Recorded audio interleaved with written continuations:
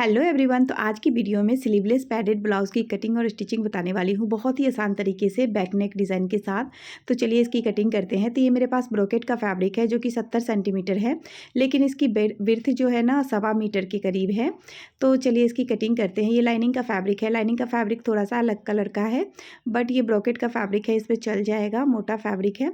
तो चलिए पहले लाइनिंग पे इसकी कटिंग करते हैं। तो इस तरीके से डबल फोल्ड करना है फैब्रिक को। तो पहले फ्रंट और बैक अलग अलग कटिंग करनी है। तो डबल फोल्ड करेंगे। तो सबसे पहले मैं आपको मेज़रमेंट बता दूं, तो इसकी लंबाई, ब्लाउज़ की लंबाई 15 इंच है। यहाँ पे ब्रेस्ट साइज जो है 38 इंच है, और यहाँ पे कमर साइज 32 इंच है, और यहाँ पे शोल्डर 14 इंच है, और आर्म होल 17 इंच है। तो चलिए इसकी कटिंग करते हैं। तो कटिंग करने के लिए यहाँ पे फैब्रिक डबल फोल्ड है। ऊपर जो आरा टेढ़ा कपड़ा आ रहा है उसको पहले सीधा कर लेना है, कुछ इस तरीके से। तो ये कपड़ा सीधा कर लेंगे। सीधा करने के बाद पहले लंबाई लेनी है। तो जितनी भी लंबाई हो ना, उसमें 1 इंच प्लस करके लेना है। तो इसमें 15 इंच लंबाई है, तो यहाँ पे मैं 16 इंच लूँगी। तो यहाँ पे मैं बैक पार्ट की कटिंग पहले कर रही हूँ। तो इस तरीके से 16 इंच में लंबाई लेते हुए कटिंग कर दूँगी, निशान लगा लूँगी, सॉरी। अब यहाँ पे शोल्डर 5.5 इंच में लूँगी, क्योंकि डीप नेक ब्लाउज़ है। और यहाँ पे नीचे आर्म होल डाउन में 6 इंच जाऊँगी, इस तरीके से। तो 5.5 इंच शोल्डर लेना है, आर्म होल डाउन 6 इंच जाना है। अब यहाँ पे ब्रेस्ट का यानी कि चेस्ट का चौथा हिस्सा 9 इंच आ रहा है, 9.5 इंच आ रहा है। तो मैं 9 इंच लूँगी, हाफ इंच कम करते हुए, क्योंकि डीप नेक में ना थोड़ा सा हाफ इंच कम करते हुए लेना होता है। 2 इंच में मार्जिन ली हूँ। नीचे कमर का चौथा हिस्सा और प्लस 1 इंच डार्ट का और 2 इंच मार्जिन ली हूँ। अब यहाँ पे आर्म होल की शेप देनी है। तो आर्म होल की शेप देने के लिए ना सबसे बेस्ट तरीका मैं आपको बताऊँगी, इसका हाफ कर लेना है, यहाँ पे निशान लगा लेना है। अब 3 इंच आया है, 3 इंच इधर भी निशान लगा लेना है, और बहुत ही आसान तरीके से यहाँ पे आर्म होल की शेप दे देनी है, कुछ इस तरीके से। तो यहाँ पे बहुत ही आसान तरीका है ये आर्म होल शेप देने का। तो अब यहाँ पे इसकी कटिंग कर देनी है।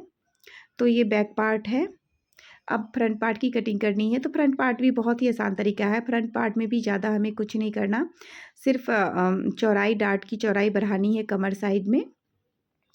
अब यहाँ पे फ्रंट पार्ट की कटिंग, बैक पार्ट की कटिंग हो गई है। अब 1 इंच ऊपर जाना है साइड से, 5.5 इंच बंद साइड से लेंगे, 5 से 5.5 इंच, और इस तरीके से तिरछी लाइन ड्रॉ करते हुए इसकी कटिंग कर देनी है, कुछ इस तरीके से।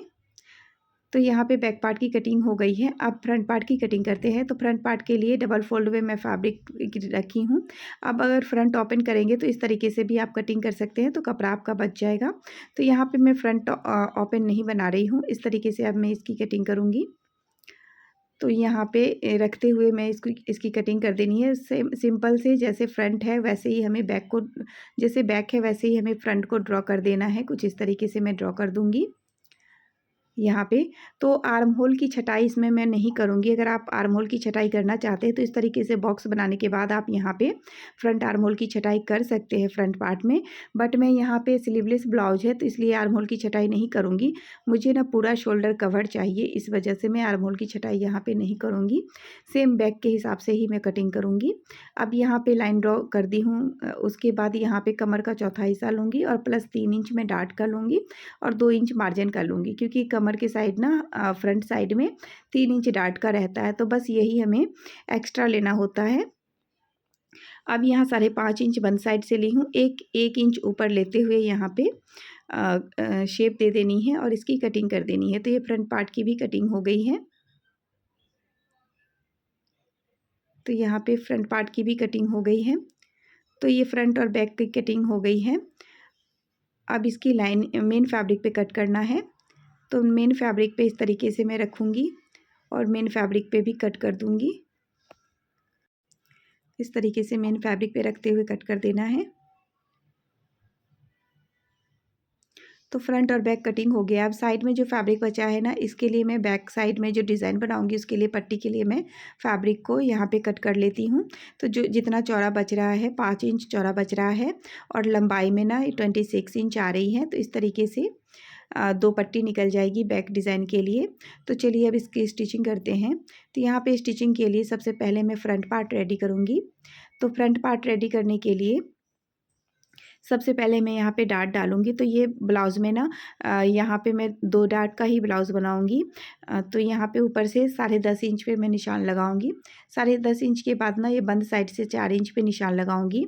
बस पॉइंट 10.5 इंच में ली हूँ। इस तरीके से स्ट्रेट लाइन पहले ड्रॉ कर देना है। उसके बाद 1.5 इंच दोनों साइड से लेना है। 1.5 इंच इस तरीके से दोनों साइड से लेना है और इस तरीके से ड्रॉ कर देना है। तो 3 इंच चौड़ाई ये डाट की आ गई। अब आर्म होल डाट लेना है। आर्म होल डाट के लिए ऊपर से 5.5 से 6.25 इंच के करीब निशान लगा लेना है इस तरीके से। और यहाँ पे इस लाइन को क्रॉस करते हुए मिलाते हुए रखना है और 4 इंच लंबी डाट लेनी है। 3.5 से 4 इंच लंबी डाट आप ले सकते हैं और डाट की चौड़ाई 1/2 इंच रखनी है। तो दूसरे साइड भी हमें इसी तरीके से डाट डाल लेना है और मेन फैब्रिक पे भी डाट डाल लेना है। तो यहाँ पे मैं मेन फैब्रिक पे भी डाट डाल ली हूँ। अब यहाँ पे इसको स्टिच करना है। तो मेन फैब्रिक और लाइनिंग वाला पे मैं अलग अलग डाट स्टिच करूँगी क्योंकि ये पैडेड ब्लाउज़ है। तो अगर आप यहाँ पे मोटा फैब्रिक नहीं हो, पतला फैब्रिक हो, तो पहले आप लाइनिंग के साथ मेन फैब्रिक को एक बार अटैच कर दें। उसके बाद सेम प्रोसेस आप कर सकते हैं। उसके बाद यहाँ पे मैं नेक की डिज़ाइन ड्रॉ करूँगी।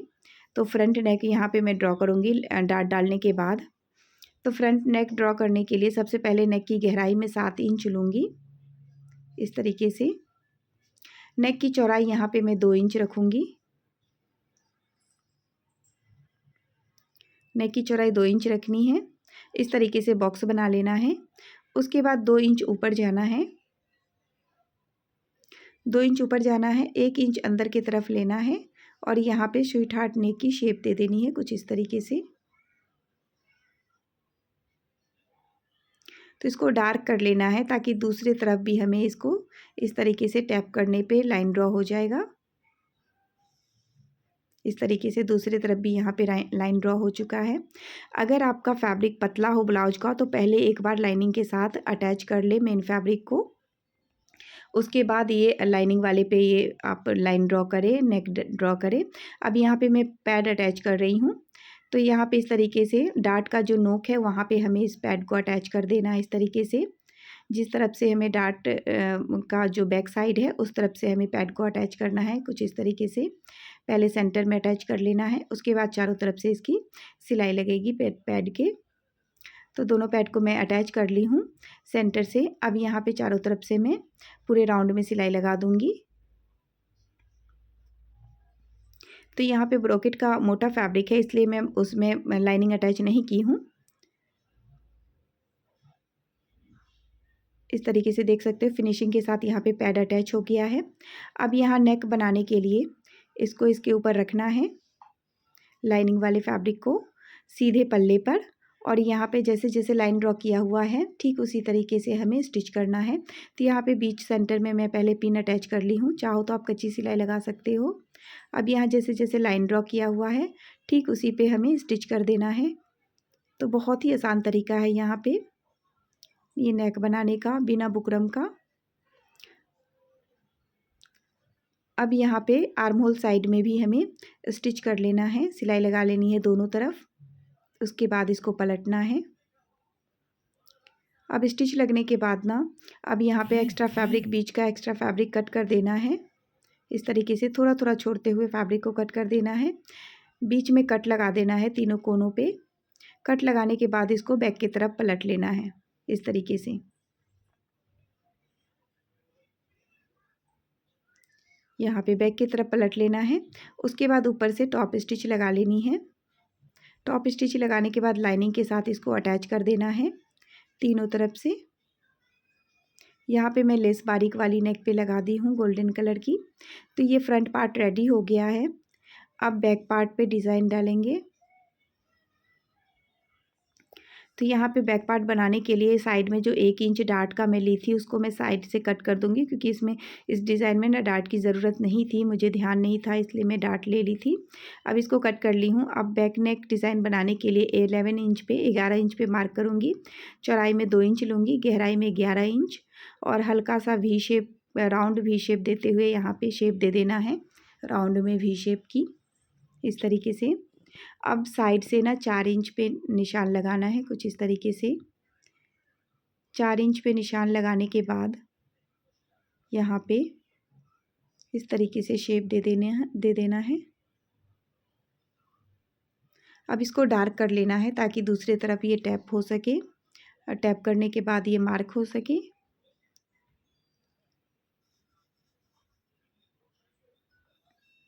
दूसरे तरफ भी हमें लाइन ड्रॉ कर लेना है। यहाँ पे हल्की हल्की मार्क हो चुकी है लाइन, तो उसको डार्क कर लेना है। अब यहाँ पे इसको मेन फैब्रिक के साथ सीधे की तरफ अटैच करना है। इसी लाइन के अकॉर्डिंग स्टिच करना है और बैक की तरफ पलटेंगे इस तरीके से।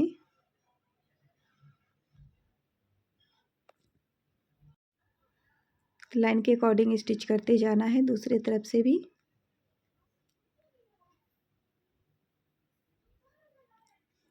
यहाँ पे स्टिच हो चुका है। अब आर्म होल साइड भी स्टिच कर लेना है। दोनों तरफ आर्म होल साइड स्टिच कर लेना है। अब यहाँ पे एक्स्ट्रा फैब्रिक को कट कर देना है, बीच में थोड़ा सा छोड़ देना है, थोड़ा सा फैब्रिक छोड़ते हुए कट कर लेना है। बीच में हल्का सा कट लगाते हुए एक्स्ट्रा फैब्रिक नीचे से भी कट कर देना है, थोड़ा थोड़ा फैब्रिक छोड़ देना है।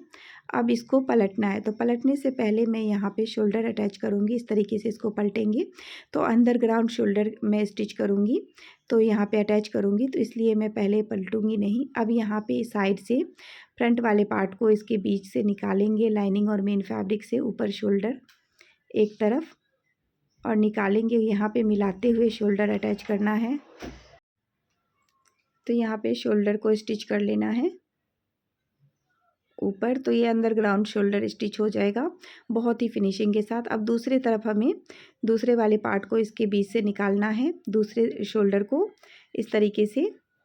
एक अटैच हो चुका है, अब दूसरे को भी स्टिच कर लेना है, यहाँ पे ऊपर स्टिच कर लेना है। अब यहाँ पे स्टिच करने के बाद जब इसको पलटेंगे ना, आप देख सकते हो, उसके बाद हमें यहाँ इसको पलटना है। तो बहुत ही फिनिशिंग के साथ अंडर ग्राउंड यहाँ पे शोल्डर अटैच हो चुका है। फ्रंट और बैक देख सकते हो किस तरीके से फिनिशिंग के साथ शोल्डर अटैच हो चुका है। अब यहाँ पे मैं लेस को अटैच करूँगी बैक नेक में, तो इस तरीके से मैं लेस को अटैच करूँगी। तो यहाँ पे लेस को अटैच कर देना है इस तरीके से। तो यहाँ पे लेस अटैच हो चुका है, यहाँ पे बटन अटैच कर देना है। अब यहाँ पे फ्रंट पार्ट में मैं पट्टी अटैच करूँगी। इस तरीके से पट्टी अटैच नहीं किया हुआ था, तो फ्रंट पार्ट में 2 इंच चौड़ी पट्टी में ली हूँ। इस तरीके से स्टिच करना है, बैक की तरफ पलटना है, ऊपर से टॉप स्टिच लगा देनी है, उसके बाद तुरपाई कर देनी है। तो यहाँ पे बैक पार्ट में भी मैं इस तरीके से थोड़ा सा जो बचा हुआ 4 इंच वहाँ पे पट्टी अटैच कर देना है दोनों तरफ से इस तरीके से। तो पट्टी अटैच करने के बाद तुरपाई कर देनी है। अब यहाँ पे पट्टी अटैच हो चुका है, तुरपाई में कर चुकी हूँ। अब यहाँ पे चौड़ी पट्टी अटैच करनी है, तो इसके लिए जो फैब्रिक कट की थी मैं 5 इंच चौड़ी और 26 इंच लंबा जो पट्टी कट किया हुआ था, उसको हमें स्टिच करना है इस तरीके से। डबल करते हुए स्टिच करेंगे, उसके बाद पट्टी को पलटेंगे इस तरीके से। तो यहाँ पे एक्स्ट्रा फैब्रिक आ रहा है, उसको कट करने के बाद मैं पलटूँगी इस तरीके से। तो पट्टी को पलटने के बाद ऊपर से मैं टॉप स्टिच लगा लूँगी। तो ऊपर से टॉप स्टिच लगाने के बाद दोनों पट्टी मैं रेडी कर ली हूँ। रेडी करने के बाद यहाँ पे मैं पट्टी अटैच करूँगी, दोनों तरफ ही पट्टी में अटैच कर दूँगी। तो ये ब्लाउज़ डिज़ाइन तो ऐसा ही था, बट यहाँ पे ज़्यादा ओपन लग रहा था, तो मैं यहाँ पे पट्टी को भी अटैच करूँगी। 3 पट्टी मैं यहाँ पे अटैच करूँगी। तो ब्लाउज़ डिज़ाइन ऐसे ही था, बट ज़्यादा ओपन लग रहा था। अब पहले मैं यहाँ पे फिटिंग की सिलाई लगाऊंगी, दोनों तरफ फिटिंग की सिलाई लगा देनी है। उसके बाद मैं बैक साइड में 3 पट्टी और अटैच करूँगी ताकि भरा भरा सा डिज़ाइन बने इस तरीके से। अब दोनों साइड फिटिंग की सिलाई पहले लगा देनी है। फिटिंग की सिलाई लगाने के बाद यहाँ पे बहुत ओपन दिख रहा था, तो मैं यहाँ पे 3 पट्टी अटैच करूँगी। आप चाहो तो ऐसे भी डिज़ाइन रख सकते हैं अगर आप ओपन पहनते हैं तो। 3 पट्टी अटैच करने के बाद ये ब्लाउज़ डिज़ाइन बन के रेडी हो जाएगा इस तरीके से। हाफ इंच के गैप पे मैं 3 पट्टी अटैच की हूँ। ये फ्रंट पार्ट है ब्लाउज़ का और ये बैक पार्ट है। वीडियो अच्छा लगे तो लाइक शेयर ज़रूर कीजिएगा। चैनल पे पहली बार आए हैं तो सब्सक्राइब भी कर लीजिएगा। तो यहाँ पे ये बैक पार्ट है, यहाँ पे इस तरीके से आएगा ये design. Thank you for watching, bye.